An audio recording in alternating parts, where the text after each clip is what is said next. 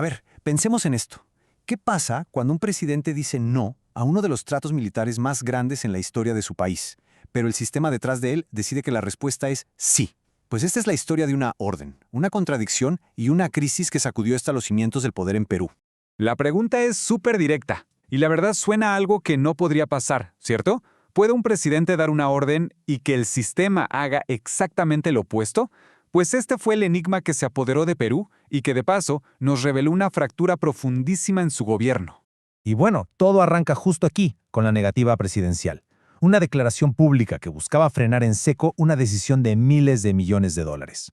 Lo que estaba en juego no era cualquier cosa. Estamos hablando de un acuerdo de 3.500 millones de dólares por 24 aviones de combate F-16. Ojo, no era algo que salió de la nada, era una negociación heredada. Había ofertas de Suecia, de Francia. Después de un proceso larguísimo, la decisión parecía ya tomada.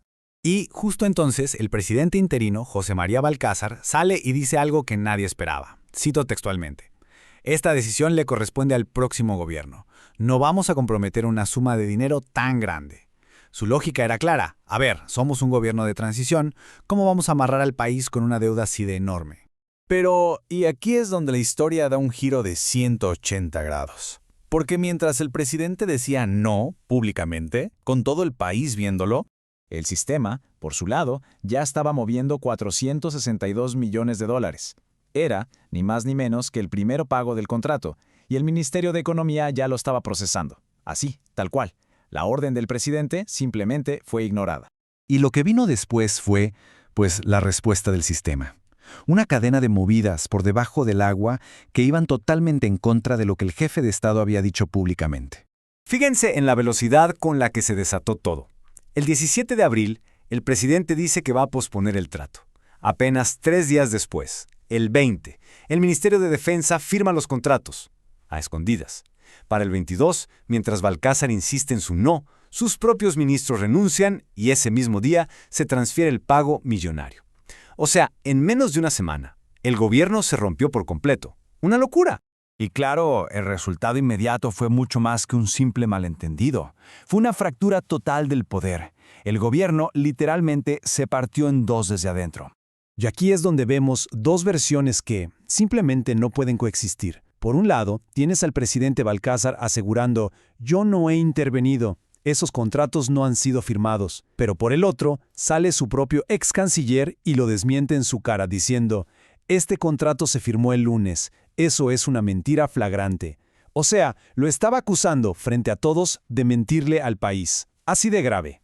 Y por si fuera poco, el propio presidente del Consejo de Ministros, su mano derecha, Luis Arroyo Sánchez, saca un comunicado que básicamente lo deja pintado en la pared.